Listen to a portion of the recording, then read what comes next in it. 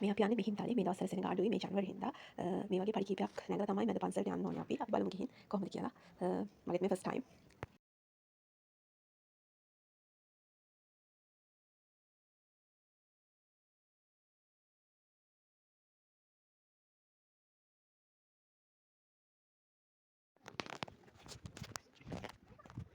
මේක තමයි මිහින්තලේ පන්සලට ආවට පස්සේ මේ විදිහට තියෙනවා වෙනම මිහින්තලේට නගින්න මිහින්තලේ ගලට මේ විදිහට අපි දැන් නගින්න යන්නේ බලමු.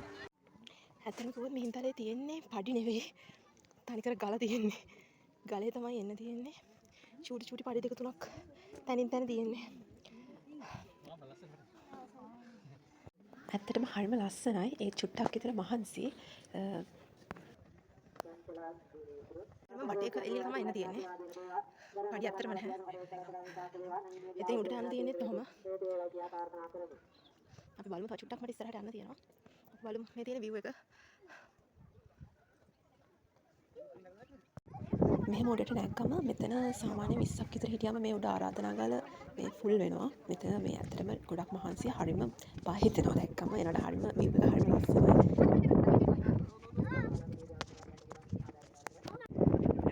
අනිවාර්යයෙන්ම ඔයාලා මිහින්තලේ එන්න මිහින්තලේ මේ ආරාධනා ගාලට නගින්න. මොකද මම ගොඩක් අය දැක්කා.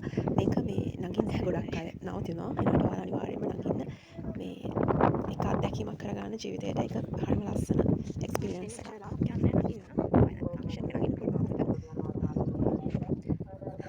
ඒ වගේම මේකේ දැන් කීපයක්ම තියෙනවා මේ පඩි නැගලා වන්දනාමාල කරගන්න.